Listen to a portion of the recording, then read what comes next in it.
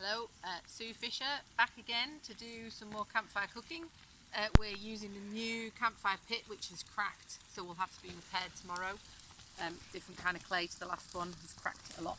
So we're going to do some baking tonight. So this is courgette and tomatoes from the garden, which I'm baking with a bit of salt and a bit of olive oil, and they're in double foil because that helps them to stop burning. They're sizzling a bit.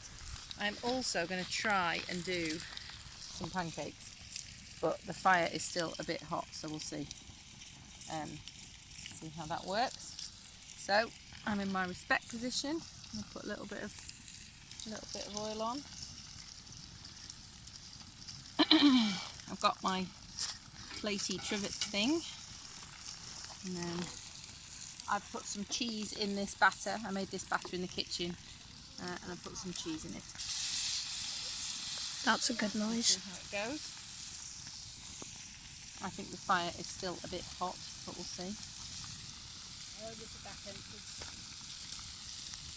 Have we seen a Tom? I was being impatient. No. If he was coming the directions up, he should have been up here way before me. It's really hot.